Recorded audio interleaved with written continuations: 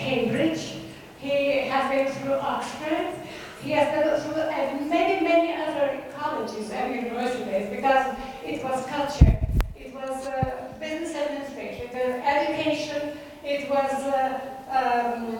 literature. I don't know what it was now. Well, probably you will suggest that what I don't, was something that I didn't enumerate. Well, I think you will enjoy listening to him. It is not the first time that we have had the pleasure of listening to him. It was already, I think, a third or even a fourth time we have been so happy to have Professor Jensky with us. And this is, on this wonderful great day, we welcome you. Professor Jensky, well, please, No. go ahead.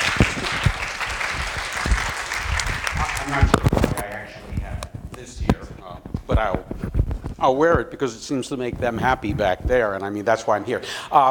Yes, I do have a lot of degrees, but I would not be too impressed.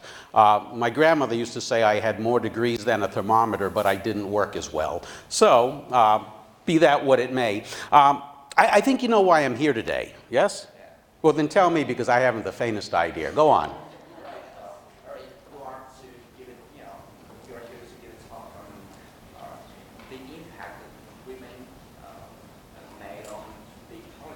Okay, so we're going to talk about, actually it's not necessarily about politics, but we are going to talk about women.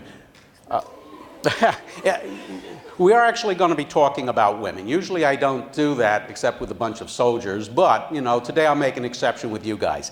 I did read something recently. Anyone interested in marriage? Anyone? Not yet. It's a very good answer. A lot of people usually say no, and I usually say, you mean not yet. I read an article. It basically said, and this was about the United States, do you know how much the average marriage costs in America?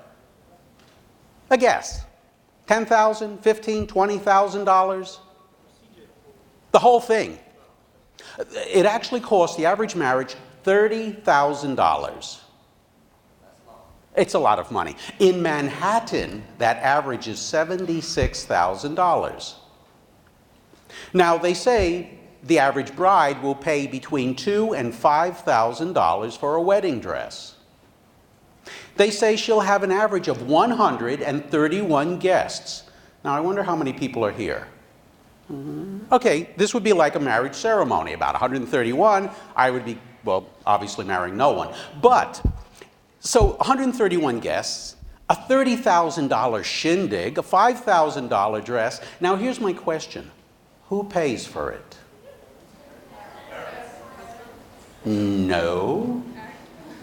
Well, a better question. Whose parent?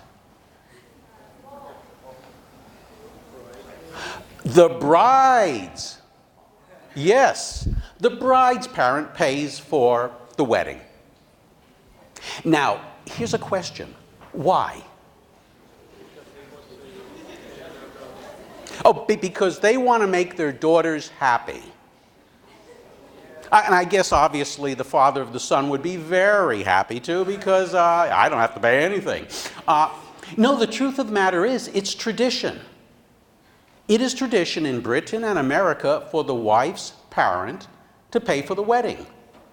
Now, the question is, if it's tradition, traditions are a part of culture. Culture means has to go back to some kind of historical event or an activity that made it part of culture.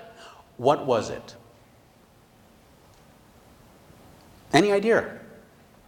Well, the idea, you can go back 500, 600 years, was called what they used to call the dowry. The dowry. Now, people were never ever, most people in Europe were never rich. Most of them were commoners or peasants, depending upon which country they were in. Now, obviously, most people worked doing what? Manual labor, especially farming. And farming needs a lot of hands. But usually, what kind of hands? Hands that are connected to male workers. So if you need a lot of boys to work on your farm, you have to have a lot of children, because at least some of those children are going to be boys and the others girls. Yeah, oh my God, yes, yes. Useless, useless girls, you know. And actually, in one sense, go back 500 or 600 years, they were pretty useless. The question is why? They didn't have rights. 3 rights they did not have. What were they? If you're a girl 500 years ago, what rights do you not have? Nothing, nothing, nothing, you know. Oh, freedom of speech. Oh, they've always had freedom of speech as long as they didn't tell it to anyone. They didn't have the right. First of all, they didn't have the right to work. They could not go out of the house to work. They could work within their families. All right. So if you can't go out of your house, why would you go out of your house to work? Well, you'd only need to work if you needed to support yourself. But that wasn't necessary because they didn't have the right to live on their own. They couldn't just go off and buy a house for 2 reasons. One, they did not have the right to live on their own. And for the third reason, women were not allowed to own property. In fact, women, like cows and pigs and chicken and children, were considered, well, look at Miss, were considered chattel. Chattel is human property. And the human property belonged to? A man, look at that. Man, oh, look at that. He's giving me one of those. Yeah, you know, yeah, life is, I know, look at him. Life was great 500 years ago, yes, you know. Now, the truth of the matter is, like I said, women could not go out of the house. They could not own property. They could not work. That meant they were stuck at home. They couldn't help on the farm. They weren't strong enough, which meant they were just pretty useless. Now, but here's the problem with something that's useless. You have to feed her. And this useless person you also have to give clothes to and shoes. Thank God you didn't have to give him an education. Whew, you know, just think about it, you know, thank God, you know. So, every father was stuck with this problem. He basically looked out on all his children. My son, my other son, worthless daughter. Other son, 2 worthless twin daughters. Now, here was the problem. He had 3 worthless daughters. That basically meant he would have to support them until, 1, they got married. Until they got married.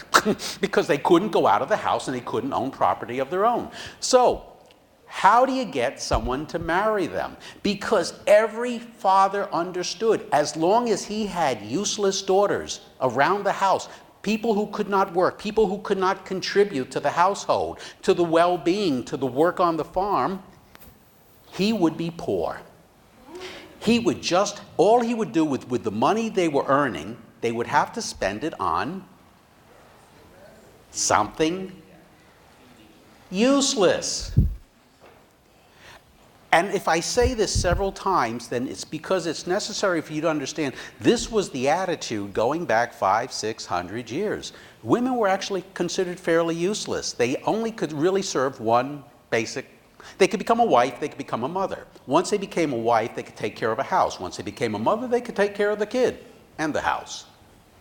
In fact, they would even be allowed to work in the garden, take care of the animals near the house and all that. But the problem was this. You had to get rid of them first. You had to get someone to marry them. What's the best way to find a husband? Pay him. Pay him. Please, take her off my hands. And so basically they created what they considered a system of dowry. And the dowry was very simple. Every man, even though they were poor, they would put money aside, put money aside, and put money aside. And that's why there was always the tradition of trying to sell, get rid of, pay, whatever, for the oldest daughter first. She ate the most. She would wear more clothes, more shoes, and all that. So they wanted to get rid of the oldest daughter first. So they would wait till they had enough money. They would find a suitable bachelor who would marry her, would accept the money, and he would take her away. Once all the daughters were away, everything he actually earned then would go towards making him wealthier, richer, and not wealthy and rich like we have in mind, but wealthy enough to be able to live once they no longer, they were too old to farm, once they were too old to take care of the animals, work the fields, etc. They would be able to save enough money. And then the same thing would actually be true. The daughter, who was useless, who was now of some use to somebody else, because if he wanted to start out his life, and most likely he'd be a farmer, he would need people to help him. And for him to do that, the best people are your own children. So once again, the whole system would start going over and over and over, and women would have children. The boys would be, the noble boys. The girls would be useless. They would start saving money, and they would get rid of them. And the tradition goes down all the way down until today where, these $30,000 weddings are paid for by the wife's parent, basically simply because of tradition. But if you go back, and as I said, go way back 500, 600 years, most of the people here are women. If we went back 500 years or 600 years and we were at Cambridge or Oxford, there would be no women there. Women didn't need schooling. I mean, why would a woman, really, why would a woman need schooling? How would it help her? Now, the interesting thing is, a lot of times,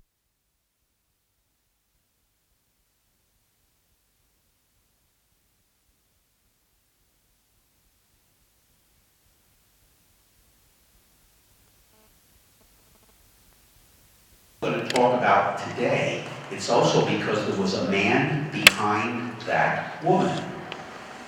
And that man, for the most part, was their father. Because there were a lot of fathers who, even though they had useless daughters, they still loved them. They still loved their daughters. And yes, a lot of times they did not call them useless. It was just kind of a concept because they couldn't work.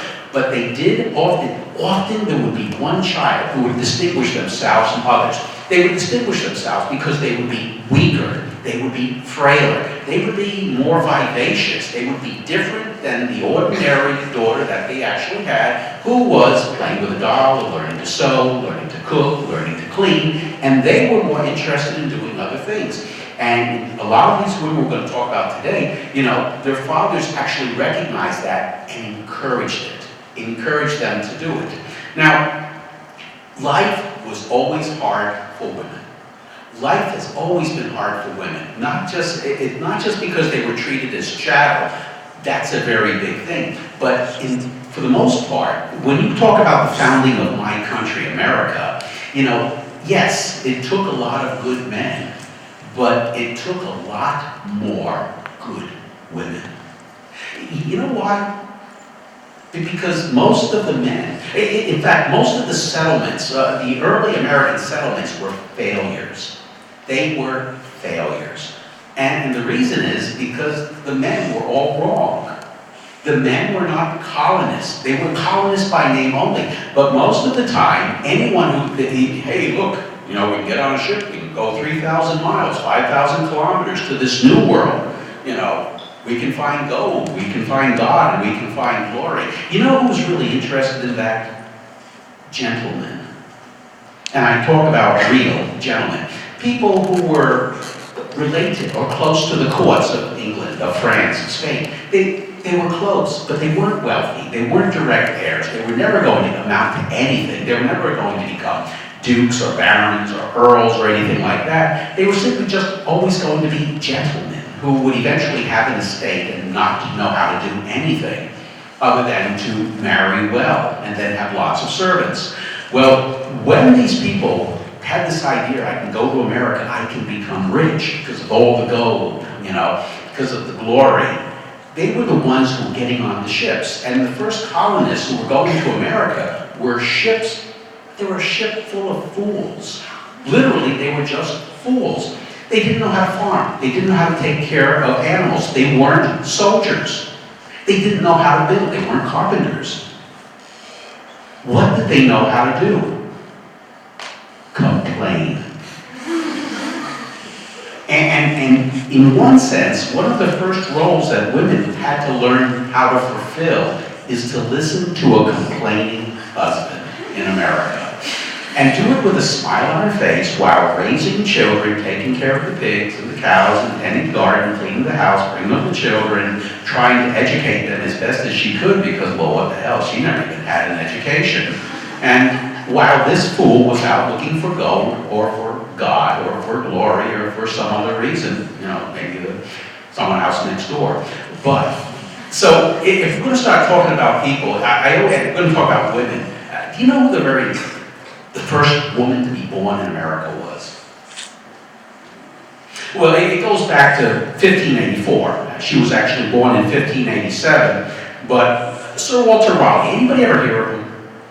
Somewhere in history. He was the guy who, by legend, when the Virgin Queen Elizabeth, wanted to walk across the street, and the street was muddy, he was the one who took off his cape, threw it down for her to walk across. Sound familiar?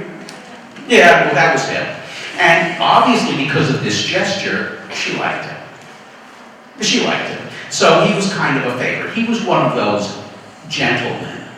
You know, he was a carpenter, didn't know anything about farming or cattle or pigs or horses, or really he just knew how to use a sword and put down his cape for women and be very chivalrous. But he had this idea, if he could just find some gold or some silver in the New World, then he could be much closer to the court. He could be a member of the court of Elizabeth I, not just putting down his cape on the street as she crosses the street to go to it. So basically, he got enough money together and he got enough people onto a ship, and they sailed for the New World. But this was in 1584. The first place they hit was Roanoke Island. Well, because they weren't very good navigators, they were supposed to be about 300 miles to the north, but they hit Roanoke Island, and they said, this is a really good place. It's not really on the continent of North Carolina, touching America. It's an island. It's 10 square miles. It's not very big. It'll be safe, and this would be a good place for, you know, a colony. But there they met Native Americans, and they met an Indian chief named Massac. And Massac saw this big ship, and he said, "Wow, what a cool thing! Why don't I just go back with you to England? You can introduce me, and then I'll come back again after my holiday." And basically, that's what it was. He thought he was taking a holiday to England.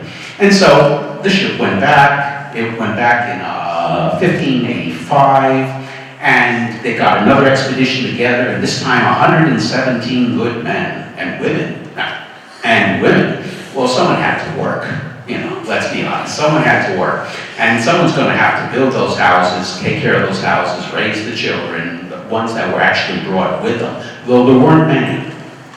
But one man who wanted to he kind of had a different idea. He said, look, this is a new world. A new world needs to be colonized. It needs to have families, real families, settlers, people who don't want to just go out looking for gold or glory or whatever, who really want to go there and make a life. Make a life for themselves, different than a life from in England. And this guy's name was John White. And he was a man who believed he should practice what he preached. But he was really too old himself to start a family himself. But he did have a daughter. His daughter's name was Jane Dare. And her husband was Ananias Dare. And she was pregnant.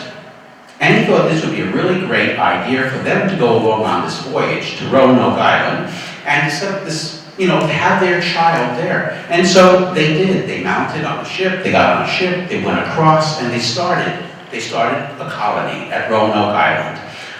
They arrived in July.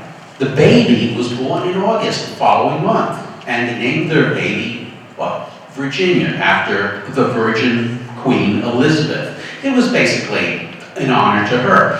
So she was born, but there was a problem.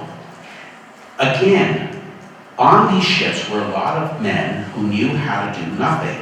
They didn't know how to grow food. They didn't really know how to make shelters. And all they were doing was eating the supplies that were on the ship. And so John White realized, oh my God, they're eating me out of house and home. And he realized he had to go back to England very quickly and get more supplies. Well, he got back on a ship, and in 1587, he went back to England with the intention of coming back. Now, this is 1 month after his granddaughter is born. Well, there was a problem at the time. The problem was the Spanish. The Spanish were contesting England's right to travel the Atlantic freely. For the Spanish, basically, if you remember, there was Pope Innocent III who basically split the world in two. He gave everything to the west, to Spain, everything to the east, to Portugal. There was nothing for the English, and the Spanish believed that they didn't have a right to be there. So the problem was the Spanish were going to go to war with the English, and they were mounting this great fleet, what they called the Spanish Armada. Now, there would be a great battle in 1588, and the English would defeat them. But when John White got back to England, he wasn't allowed to take any ships back to the New World. And it took 3 years before he was finally given the right to bring a ship, to take a ship and go back with supplies. Now, this is 3 years the colonists were by themselves. What do you think he found?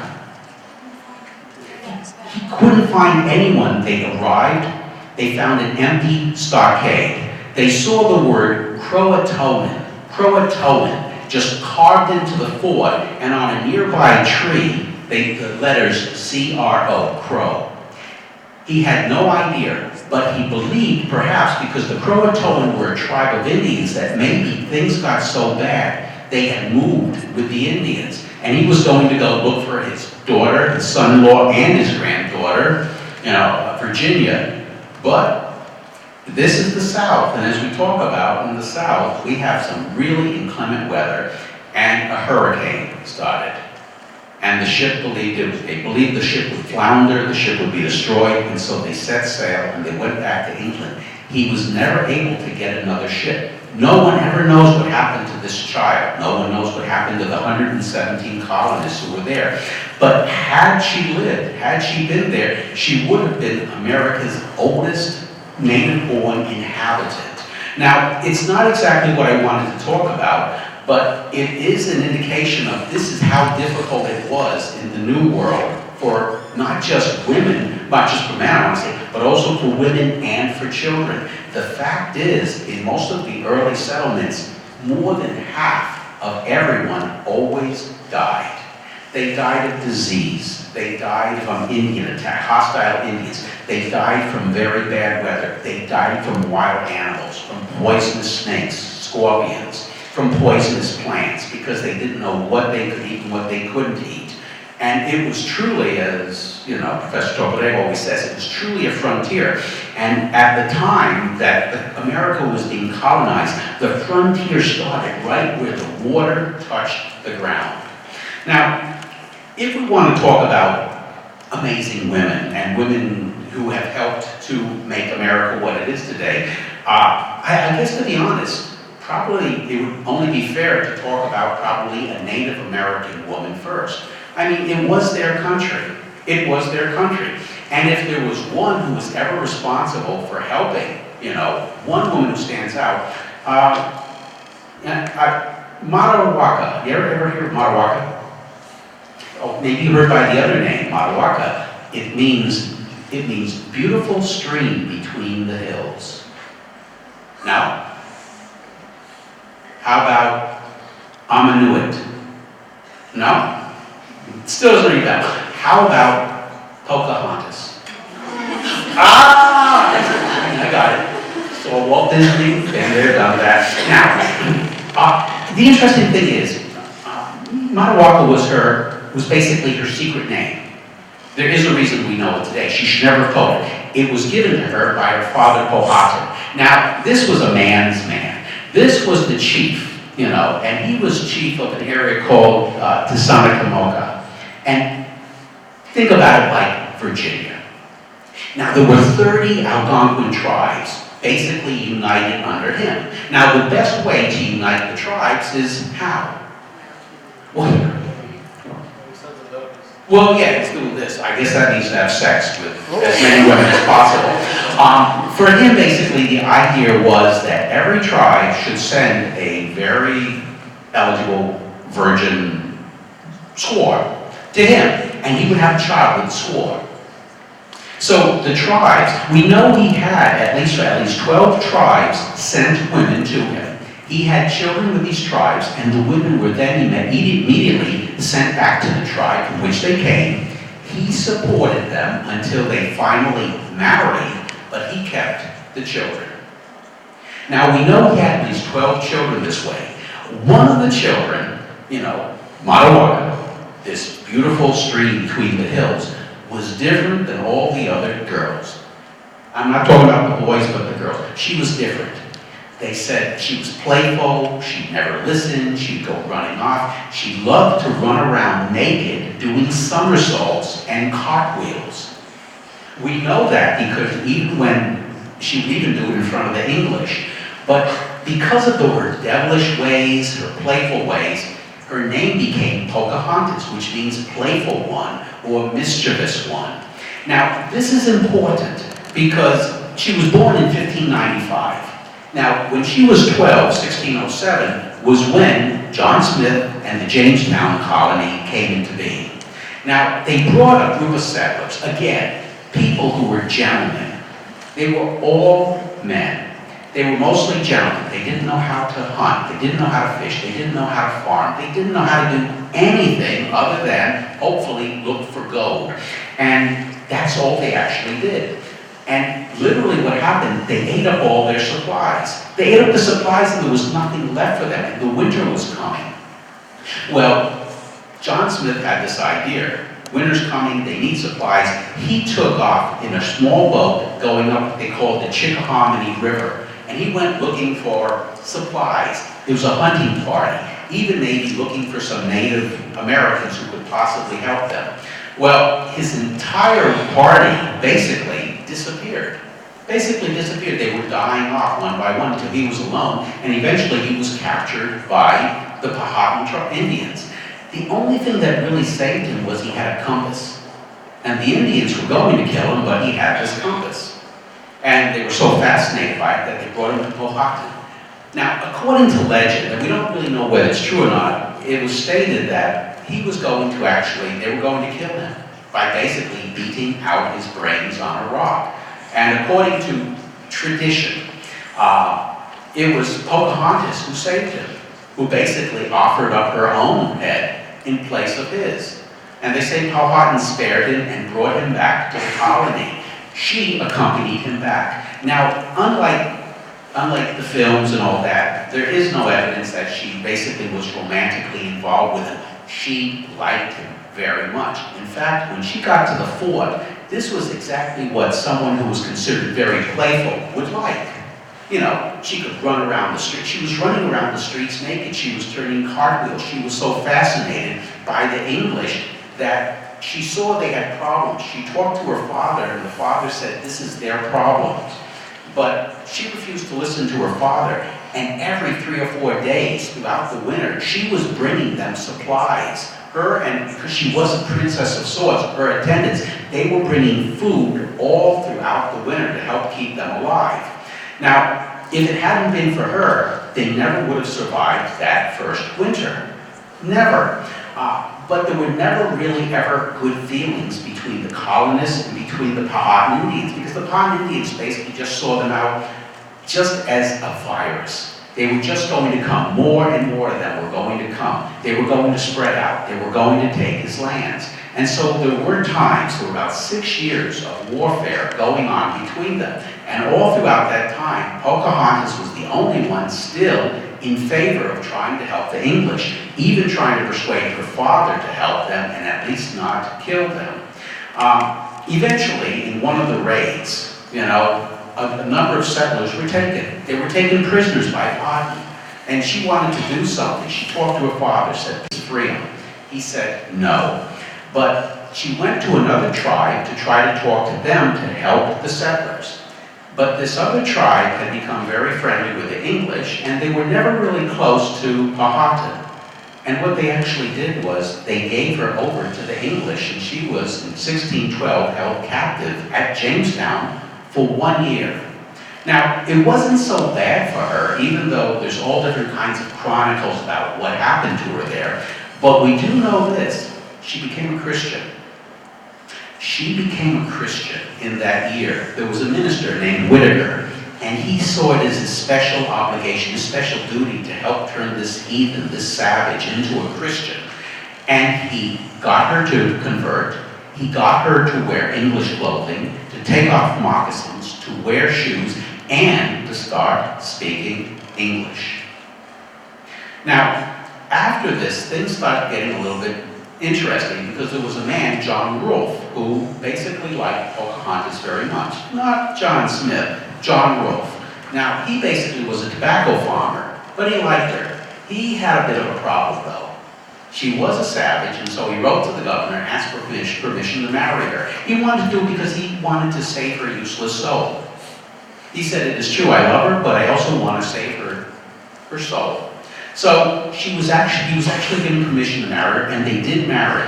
Now, this was an interesting thing. In America, we know America is always about marketing and, the glitz and the glamour and all that. Well, the Jamestown, the Virginia colony, they started seeing that. It was basically a colony that was set up for trade. Well, the trade company basically saw this as a great idea to get people to settle in the New World. They said, what if we bring this princess, who is now civilized, along with her husband and their new son, back to London? We prance them around the court. They get to meet the king. And all of a sudden we can say, look, the heathen, because so many people were afraid that they would be killed by Indians or whatever, and that life would be short in the New World, that they would be able to get people interested in coming to the New World just by being able to see her. So she did go back. She went back in 1616, and she became a favorite at the court. An interesting thing a lot of people don't know was when King James found out that John Rolfe was married to her, he was very upset. He was upset for one reason. Unbeknownst to them, when he had heard first from Princess Anne, because John Smith had written to Princess Anne about Pocahontas and how she had saved his life, and she told her father, the king made her Queen of America. He bestowed upon her the title of Queen of America. When he found out that she was now married to an Englishman, all of a sudden he understood, if she's queen, he's king. And if she dies, he becomes King of America. He was actually really upset about this. And he wanted to take the title back, but he couldn't and all that. But what we do know is this, they wanted to go back to the New World. She wanted to get back to Virginia. He wanted to get back because this wasn't the life they actually wanted. And sadly, the next year when they were leaving, now it's interesting. It's kind of interesting because they don't really know how she died. Some people say it was plague, some people say it was tuberculosis. Others say she was actually poisoned because it happened so quickly as she got on the ship that even before it left the Thames, she died. And she was actually buried in England in Gravesend, which is a nice sounding place. But I think the whole point about trying to say Pocahontas is the very first woman we want to talk about, Jamestown would not have survived, number one. That's no great deal. It's no big deal. Roanoke didn't survive, but Jamestown came along. If Jamestown hadn't survived, another colony would have come along. But the big difference was, this is a woman who not only converted to Christianity, also thrilled the court, had learned English, talked to people, got people so thinking about moving to the New World that this was a time when now England was ready to start taking to the ships, to start colonizing sincerely a new world. The Spanish were no longer a problem. They were gone in 1588, But now is a great time, and so more and more people. In fact, I would like to say probably more and more men wanted to go to the New World. But these were not just gentlemen. These were people who were carpenters, who were farmers, people who could raise animals, people who were barrel makers, masons, people who had skills. And they wanted to go along with their chattel. That would be the wife and the children. And so basically, men, once again, started moving over to America. And it was basically from this one moment on, this was perhaps the biggest threat to America and its colonization movement, was just that visit of Pocahontas. But she's not the only woman. At about the same time, we talk about 1607, we talk about her dying in 1617. Another group of people who became amazed and when they heard about Pocahontas, were the Pilgrims and the Puritans. Now, these are religious sects that were living in England. They weren't members of the Anglican Church. They were having their own problems with persecution. They were actually being killed themselves. And they saw the New World as an escape. And the Pilgrims were probably, in 1620, they were the very first who started thinking seriously about going. The problem is they couldn't get enough people to go with them. They could only get about 54, what they called saints, but they got about another 50, what they called strangers. Strangers were people who were not pilgrims, but who wanted to go along, be it farmers, etc. And they sailed in 1620, and they made their way over to Plymouth Colony. The truth of the matter is they were headed towards Jamestown. The truth is they ran out of beer. It's actually true. It's a historical document that they did not actually drink water. They did have water, but water was mostly for animals. They usually drank beer, and they were running out of beer. So they had to basically head a little bit further north, and they said it's closer lands there, and there we'll be able to make some more beer. And that's actually the truth. Now, on board ship was a man named William Bradford, and he was basically one of the organizers. And he brought his wife with him, Dorothy. Have you ever heard of Dorothy Bradford? Well, people in history have heard about the Mayflower Compact, because the Mayflower Compact is considered America's first constitution written on board ship by all the men, the saints, and the strangers, just so that they would have some kind of government that they could all agree to. Unfortunately, we had a lot of these useless women on board ship. And we didn't have enough room because these ships were very small. 100 people on less than a ship that's half the size of this room. So what did they actually do? William Bradford told his wife, Dorothy, to take all the women on board up on deck. Now, it was during a storm, and it was raining, and there was torrential rains, and there was winds, and the ship was going back and forth, and it was rocking on the waves. And while the men were downstairs hashing out this Mayflower Compact, Dorothy tried to get all the women towards the center of the ship. To do that, she had to get close to the rail of the ship to try to get them inward. The boat shifted, she fell overboard, and she drowned. So that's why you've never heard of Dorothy Bradford, because, useless woman drowned.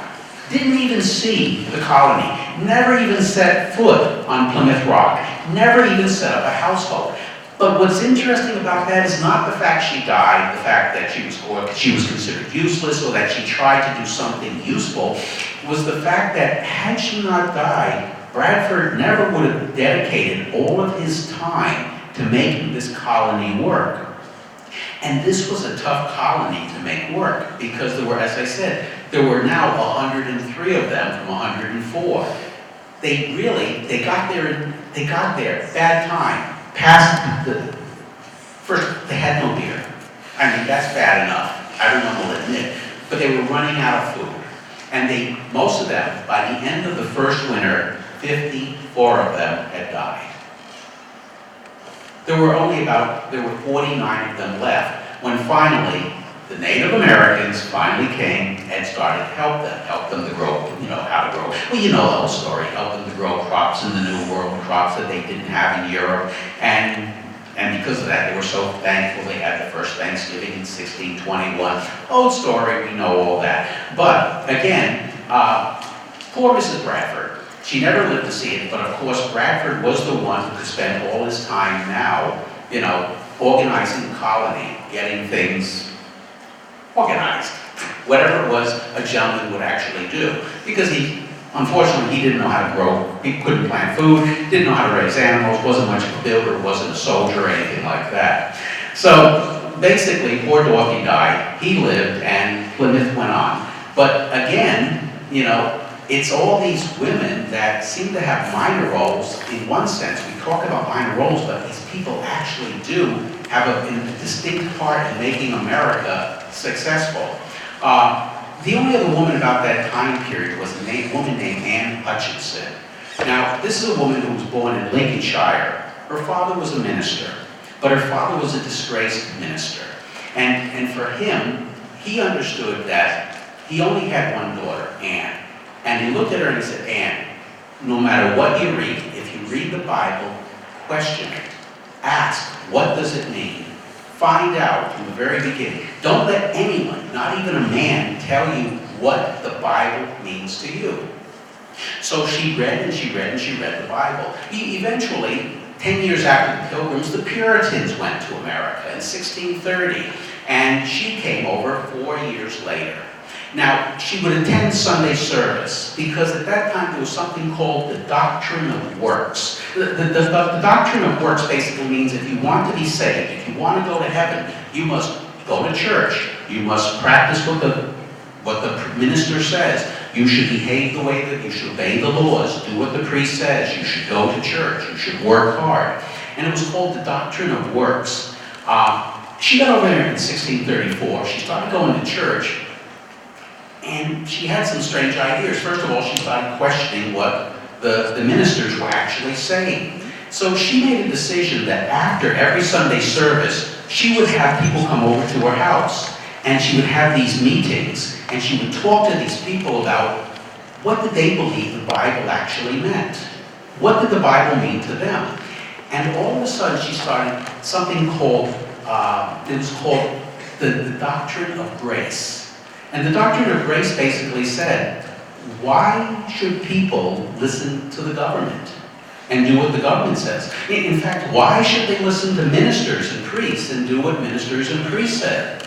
What they should actually do is read the Bible, try to understand it themselves, and according to the doctrine of grace, God would guide you to the right decision and the right behavior. Now, interestingly, the governor of the Puritan colony at that time was Henry Vane, and Henry Vane used to attend the meetings, and he actually started becoming himself, believing in the doctrine of grace. And then all of a sudden, as we always do, as they always have with the colonies, there are Indian problems. And so when the governor, after Governor Vane, after Governor Whitaker took over, he basically wanted to go to war with the Indians. But most of the men who were coming to her meetings started asking the question, why? Why should we go to war against the Indians? And he said, because the government is ordering you. And he said, yes, but when I go to heaven, I will be judged by God based on my deeds. And God will ask me, what did I believe was right? And all of a sudden, Whitaker started to understand something. If all these men were refusing to go to war, and were refusing to go to war against the Pequot Indians, how soon before they stop obeying the government? How soon before they stop, how soon before they stop listening to the clergy and doing what the clergy says? So basically, they took Anne Hutchinson and they put her on trial. And she was put on trial for heresy. In those days, there was something called anti-animism. Anti-animism is basically something that means against the law. In other words, it's anyone who believes that God will show you the way, that you should interpret the Bible the way you see fit. And if you believe that, well, it's against the law. And that governments are made to create laws to tell men and women what to do. The church is there to guide people to salvation and how to have a life after death. So if you don't believe in that, then you're a heretic.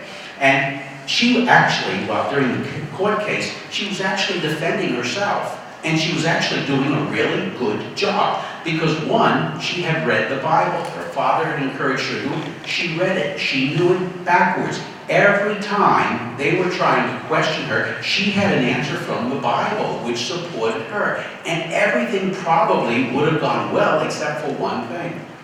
She eventually said the reason she believed all this was because God had appeared to her and told her that this was the true way. They can accept a woman who's intelligent. They can accept a woman who's self-educated. They can accept a woman who can defend herself. But a woman who says that God appeared to her, I mean, who does she think she is? Joan of Arc? So, basically, they had a choice to make. Well, the one thing, because she had so many people who supported her, they couldn't put her to death. So they did the same thing that they actually, did to Socrates the first time. they banished her. They told her she had to leave the colony.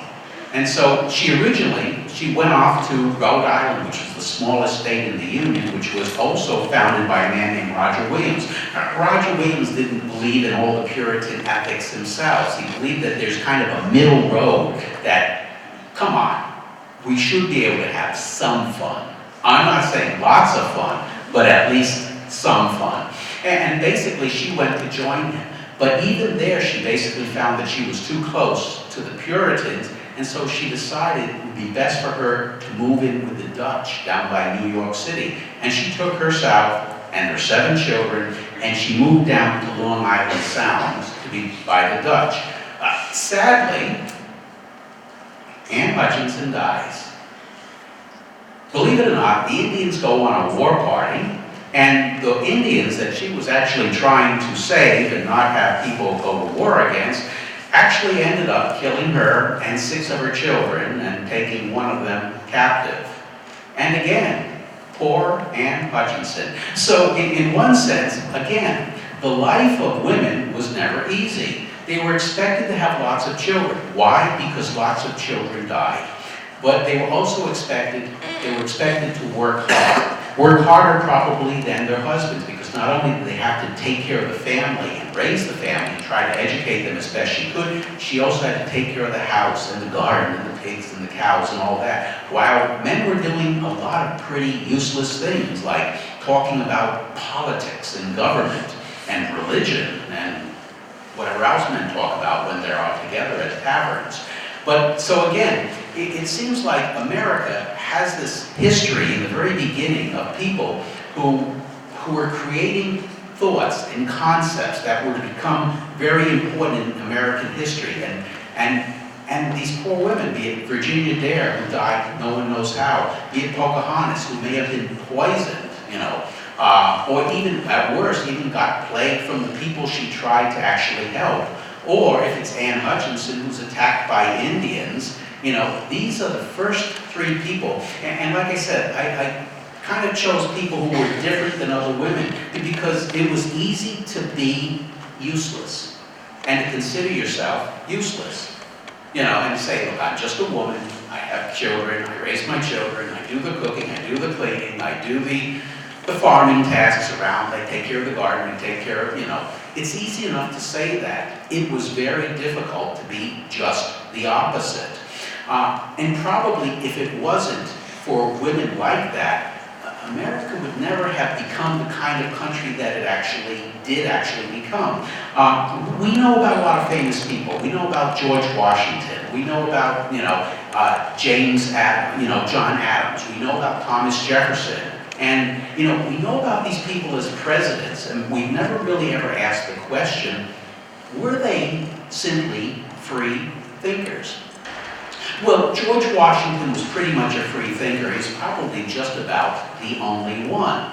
And we do know about his wife, Martha. Something you may not know was that Martha Washington and George were together. Their combined wealth, they were the wealthiest Americans, at the time of the Revolution. They were the Bill Gates of the American Revolution. That's how much money they actually had. But interesting things was George Washington was trying to fight a war with the British. Now, this was an army that was untrained, unskilled, undisciplined, and if there's any other unwords you can think of, it was that too. And the second year in the Valley Forge, 1777, when we were fighting in the midst of the battle, we had a terrible winter.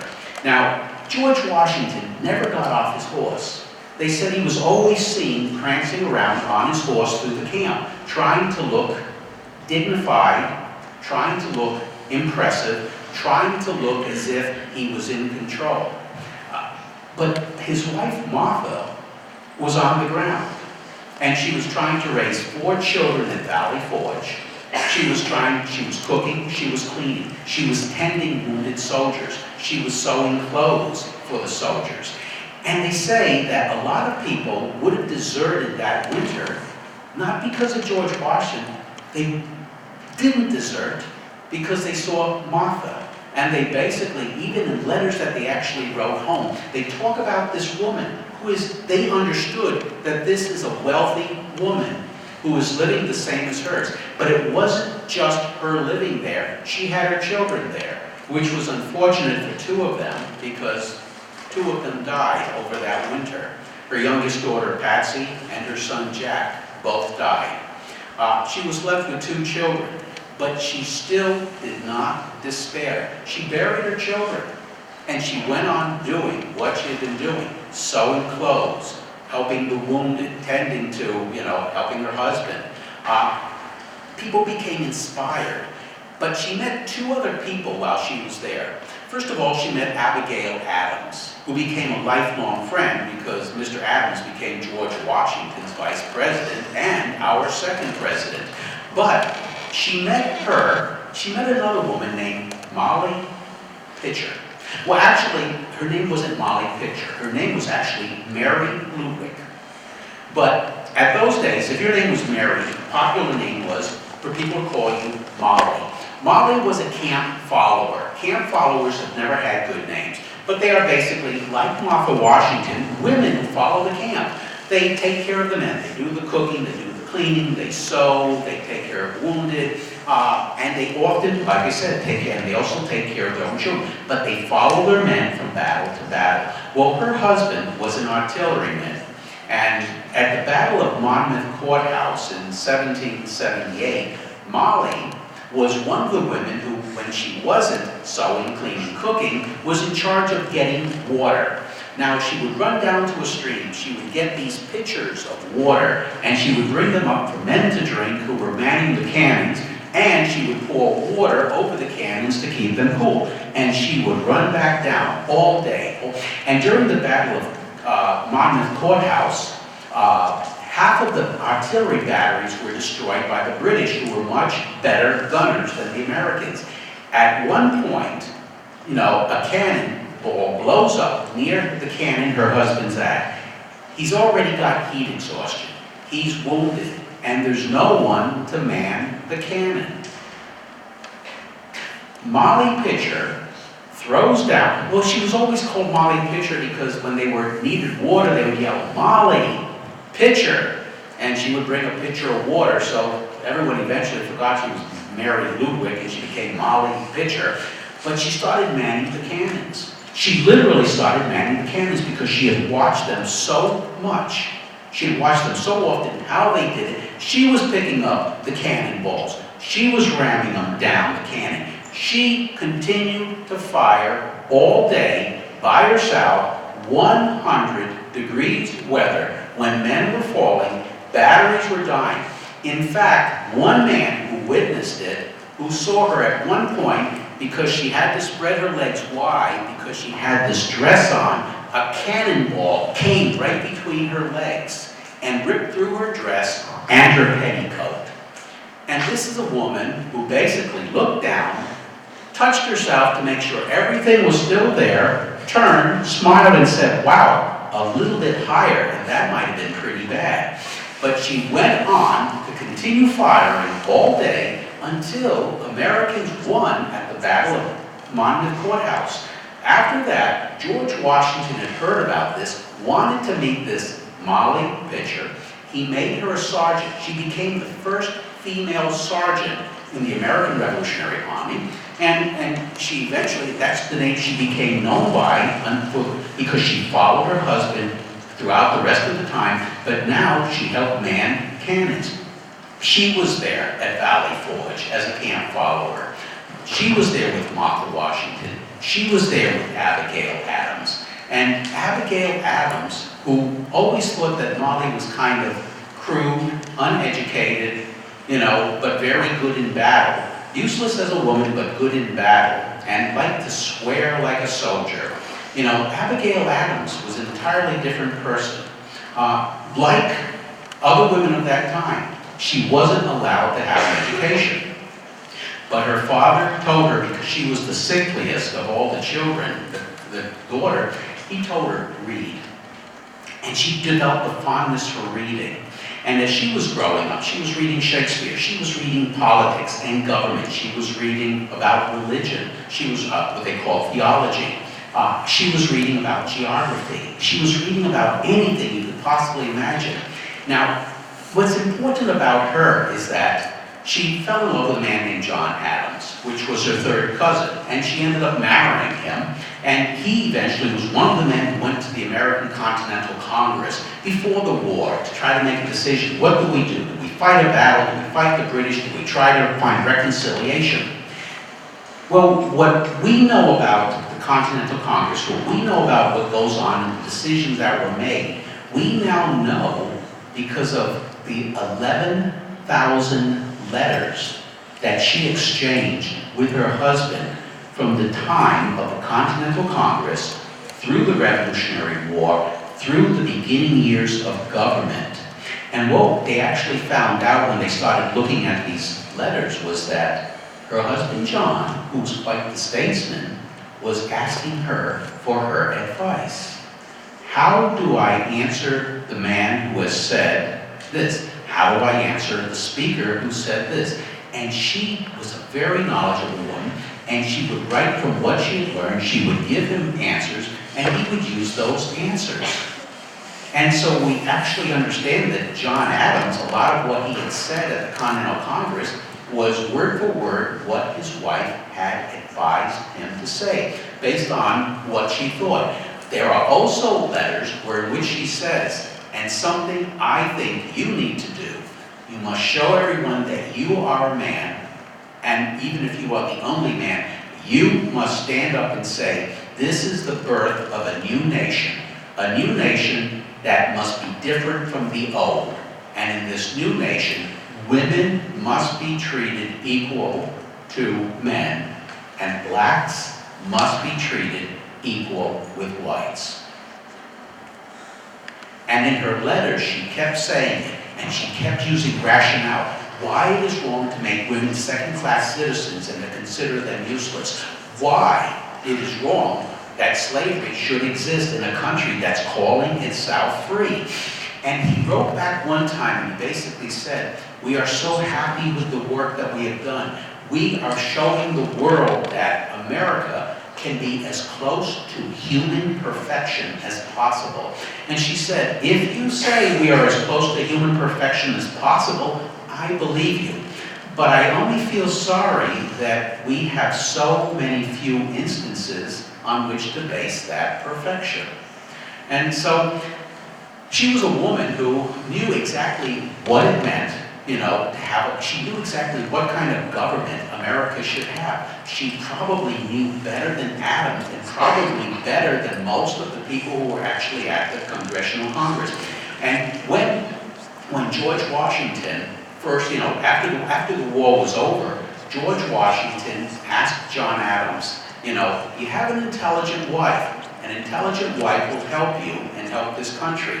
You will be best placed going to France to be with our allies for a year, and then afterwards in Britain.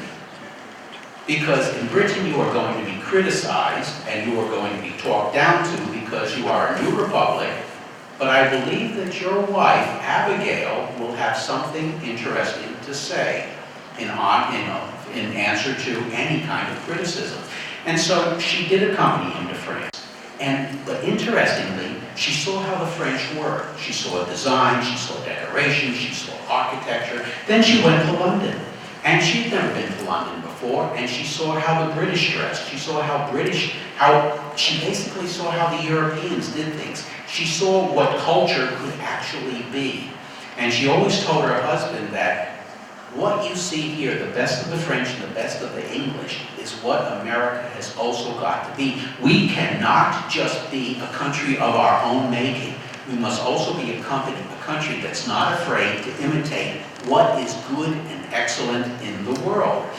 And interestingly, when George Washington became president, when he named John Adams as vice president, Martha Washington was a wealthy woman, but a simple woman. She didn't really know how to host a party, nor did she enjoy hosting parties. But she would always ask her good friend, Abigail Adams, how did the British do it? How did the French do it? And she was always there telling them about etiquette, about decorum, how it should be set up. Now, interestingly, Abigail Adams started some of the basic principles that eventually became the way we know our first ladies today to be.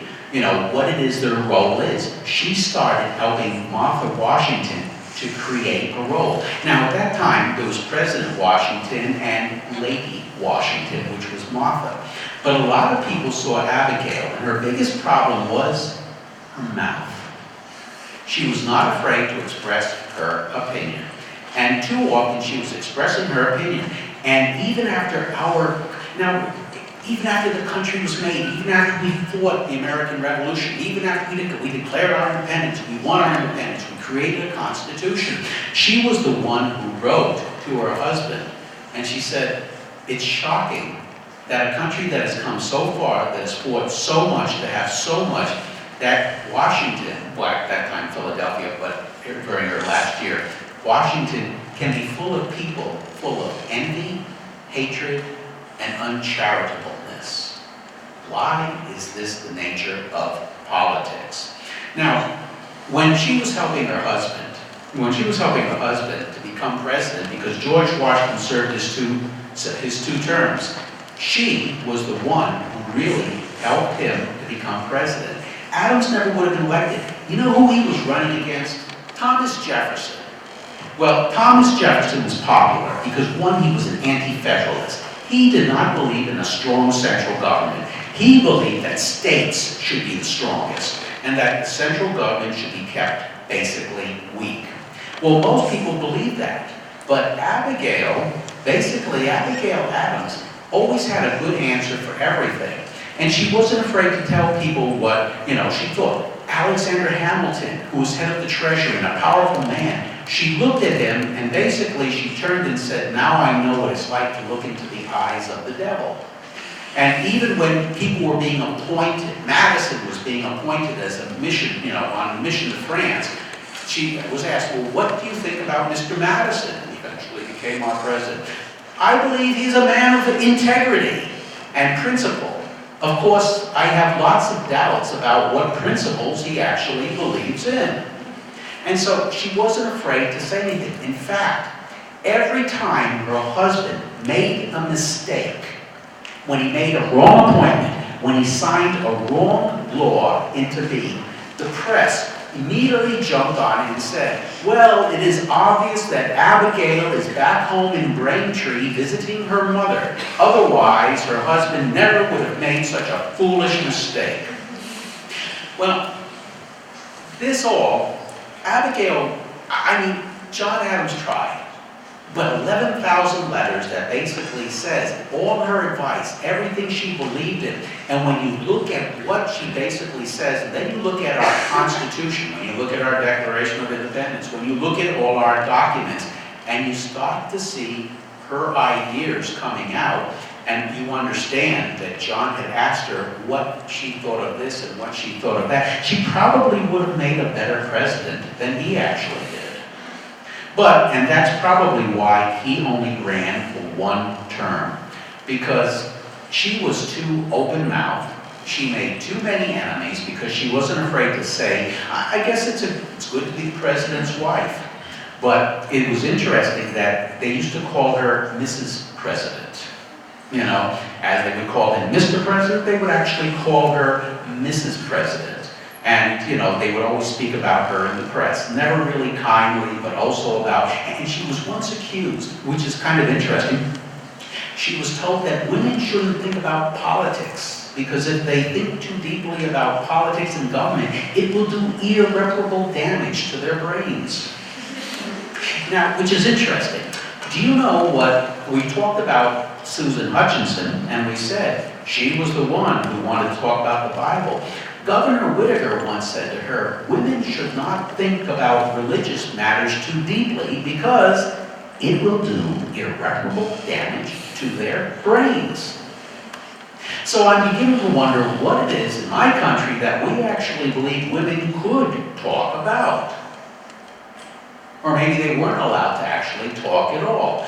But that being said, Abigail Adams was, she helped Martha Washington. She helped John Adams. She helped get the country to a place where it should be. But then came along Thomas Jefferson.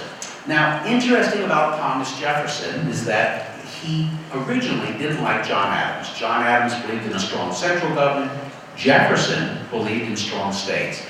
But between the two of them, you know, Abigail Adams could at least act, you know, she could at least act as a buffer. But when he became president, there was something lacking. He was a widower. He did not have a wife. And if he doesn't have a wife, it means the country does not have a first lady. Now, that's not so bad if you don't believe you need a first lady. And at that time, you only needed a first lady sometimes. Just sometimes when you're going to have a party, when you needed a co-host or something, you know, like, this is my wife, you know, now shut up, go away. Serve the chicken, I don't know. But that's basically what he did. Thomas Jefferson needed friends in the government. And so he called an old friend. He called on James Madison, who was an old friend from the Continental Congress, and he basically said, would you be my Secretary of State? And James Madison basically agreed. And he brought his wife, Dolly Madison, along. Now, Dolly Madison was an interesting woman. She was interesting because she was a Quaker, which, like Americans, you know, you've got Quakers and Puritans and Pilgrims and Catholics and, I don't know, Hindus and Muslims and everything else, you know. She was a Quaker. And she was originally married before. In fact, a lot of the women in American history you'll find were married 2 and 3 times. Life was always tough. And if a woman lost a husband, what did she need to do quickly? Find another husband. You know why? Because she wasn't allowed to own property. What would happen when her husband died to their property? She could lose it. She wasn't allowed to work. She wasn't allowed to go out of the house. So they had to find other husbands. But now, Dolly Madison was originally married to a man who was a Quaker, and they lived in Philadelphia, and life was tough. And in 1794, there was a plague in Philadelphia, yellow fever, and 5,000 people died, including her husband and her youngest son. So she was without a husband. At the same time, there was this old man, an old, probably a dirty old man, you know, James Madison, who was 17 years older than her, and he actually saw her. There was something he liked about her because she was different. She was more vibrant, she liked to talk, she liked to entertain, yet she was supposed to be a Quaker, not quite the Quakerish person that he would imagine. But eventually, within a year, she married him. She could no longer be a Quaker because he was not a Quaker. But that was okay because the day after she got married, she went out and bought all brand new clothes. Very dashing, flashing, shiny, bright clothes. She wore a turban, she had a big feather, you know, because for the first time in her life, she started to feel like, this is who I really want to be. I want to be someone that can be seen, someone who can say something and will do something. But she was really a woman of grace and decorum. And when her husband became Secretary of State, and Thomas Jefferson asked her, would you fulfill the functions of the First Lady? His idea was, one, you know, when he needed someone to stand by his side and say, and this is, you know, my host, my co-host, you know, Dolly Madison, that's what he wanted. She had a different idea. And she basically said, you know, there is a role for the First Lady. The First Lady has got to be the person who's going to say, this is the household, this is the capital, this is the way it should look. And this is a woman who started decorating and buying, and she started decorating the Capitol building, started decorating the White House. She went and had these brilliant paintings, you know, she purchased brilliant paintings. She bought statues, she bought silverware, she bought china, and she created a beautiful White House because she said, this is what America must, its government must have. She also basically started a fund. You know, she said, a First Lady should be, everyone should know her. She should invite people to come to the White House every week. Every week. And so she started inviting people to come to the White House every week and started hosting parties. But she did something really interesting because she was curious about government. So she invited people who didn't like each other at the same time. And she would invite these people who would walk in as, you know, a federalist, and they'd go, an anti-federalist. And she'd say, yes, yes, you know, and you two are going to have such a great time today. And so she would sit them down together and she would say, and she would talk about what you really believe your biggest difference is. And she would say things like, do you both like women? And they would say, well, yes. And she said, well, then one will serve you both tea. And she says, you see, we're getting along. And she would do all this stuff. But she started bringing these people together. Something started happening. It started to become a forum where people sometimes felt when they were in Congress, they had to argue. They had to argue. If, you know, the Federalists said black, the Anti-Federalists had to say white. If they said up, we said down, you know. So at this place, they were able to actually come together. And they were so intimate that they started to be called squeezes. Squeezes. Because people started, you know, putting their hands on each other and saying, come on over here. I want to talk to you about your position. I don't fully agree, but I want to hear more.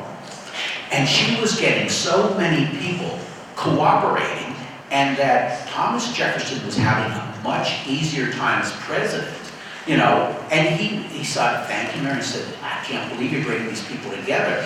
But not only that, but she was hosting dinners, and she was putting people together who shouldn't be sitting together, like the British and the French, always making sure she put herself in between. And looking at them and say, isn't this so very nice? Isn't it nice when two countries that have been at war for so long can sit down and eat together? This is what I call civilization. And they would be, by the end of the time, a little bit of wine, they would be drinking together, they would be actually talking. So every week she was having these informal meetings, these squeezes. People were coming. They were relishing the fact because they started using it for some backroom politicking, for some compromising, for concessions, and they were getting more accomplished in government. But also, she said, the First Lady should be out there making money for the government, because the government doesn't have a lot of money. So she started fundraising. She started fundraising. And one of the things Thomas Jefferson said, because he was criticized, Napoleon was at war with the English and the rest of Europe. Napoleon needed money. And so he sent his emissaries. Thomas Jefferson agreed to buy the Louisiana Territory, which would double the size of the United States, for $15 million. But he bought it. People were against it. We don't have that kind of money. What do we need more land for? Now, he had his own ideas about a Northwest Passage, a way to get from the Atlantic to the Pacific.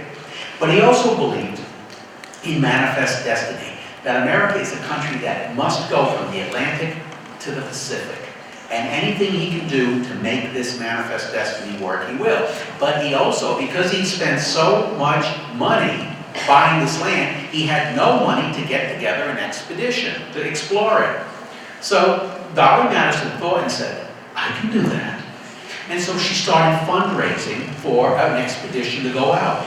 And she was able to, because she knew so many people, because she networked so well, because she was even able to get the French to give some money, and even the English to give some money, you know, and everyone, the Federalists, the Anti-Federalists, common people, and she was able to get people so interested in us becoming a bigger nation, they got enough money that would actually pay for the Lewis and Clark expedition. And so Lewis and Clark in 1804 was able to set off, you know, where they crossed 8,000 miles, you know, and because they up and down, in and out, that she was actually responsible for that. If it had not been for them, we never would have explored this territory right away. We never would have established a fort on the Pacific Ocean, and at least had a presence.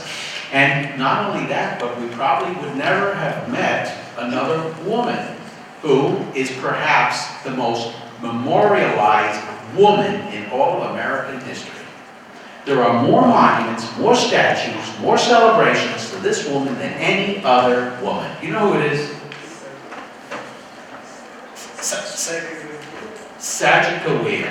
Sacagawea. You know what it means? Sacagawea. Lewis and Clark headed out. They had a problem. The problem was, once they got out of sight of Washington, they looked at each other and they said, do you know what the hell you're doing? And they said, And all they did was have a compass and they said, we just go west. We just go west.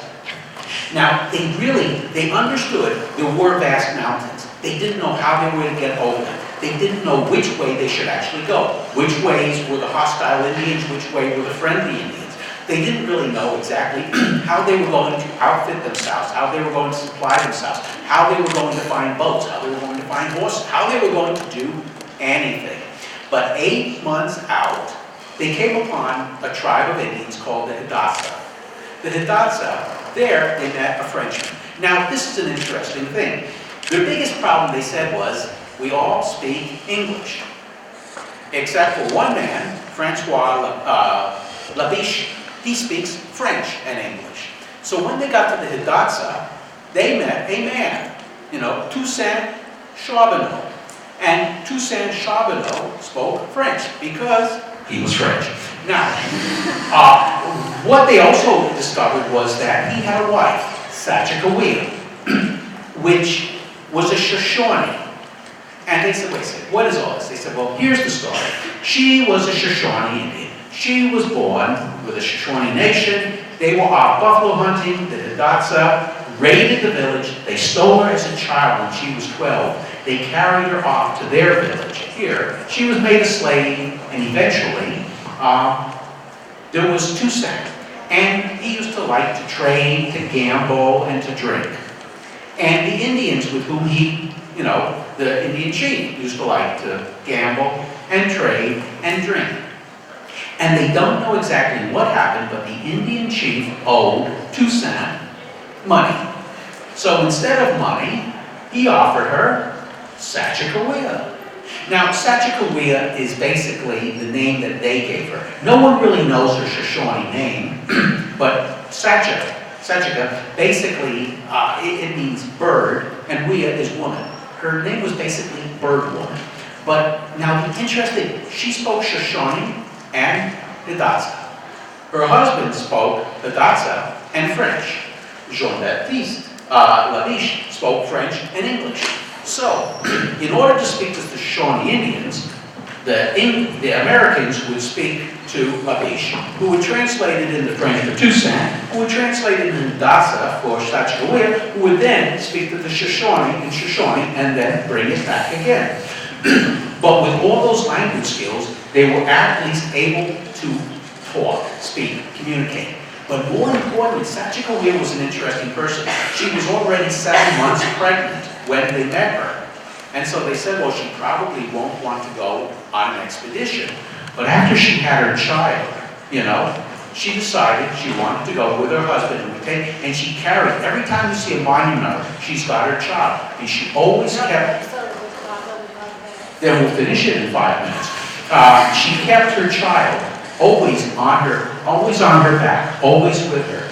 Now, interestingly, she could find food. She could prepare food. She could make medicine. She could translate. She was actually really good with boats and with navigation. She also had an excellent memory and remembered from her childhood past. And in fact, she is the one person when they were traveling down boats, down the Missouri River, when a large storm came and the boat started to capsize, her husband swam away and swam to shore. The other men on the boat swam away and swam to shore. Sachagawea picked up her child, put it on her back, and then did something no one expected. She grabbed a compass. She took all the maps. She grabbed documents that were important. And she even took 3 books that were vital, that basically Lewis and Clark had written about their expedition, their trails, their adventures, and everything. She took them all. She was the last to leave it. The boat saved everything. And she joined her husband and all the men on the beach, And they finally went on to continue with their little adventure. She met her Shoshone brother by accident, who gave them horses, who eventually got them to the Pacific coast, where she was given a vote. She was actually, as a woman, given a vote where the fort would be. By the way, all the men had said there. She said there. She won. One against, well, it was actually 3, because Lewis and Clark voted with her. Everyone else thought it was better in another place, but she decided where the fort would actually be. Now, like anything else, she eventually returned to the Hidatsa. Lewis and Clark went about their merry way. the government decided that Toussaint should be awarded something for his troubles. He was given $500, 320 acres of land, and Sacagawea was given nothing. And Lewis and Clark went away. Clark always liked Sacagawea, and he liked her son especially. 2 years later, he invited them to St. Louis and to offer them some land where they could try to farm. Toussaint is not a farmer. Like all men of this time, somehow he was really good at gambling, drinking, and I don't know, whatever else, carousing. But he was a poor farmer, and eventually he decided to go back to the Atasa. But Sacagawea understood something. It was not a place she wanted her son to grow up. She left her son with Clark, and she and her husband went back, where she died a year later. Now, I think we would have probably ended there. Now, it starts with death, it ends with death. But I think one of the most important things that it's kind of a very sad thing, but on the other hand, it's kind of it's a lot of revelation that when you start to think that America, which considers itself so great, we sometimes like to say, oh, we're so great, we do this, we do that, we do this. Well, I think we miss a lot of the points, and it's the same thing as in the past. We missed a lot of the points that the people who were making our country what it was, people who were manning cannons and were, never given military pensions, or people who were writing 11,000 letters, advising on how the government should be formed, that these are the women who had the toughest lives, who were criticized the most in the newspaper, who were told that their brains would be irreparably damaged if they did such thinking. I guess I have to say, in summation, thank God they didn't believe that bullshit. So, anyways, thank you very much.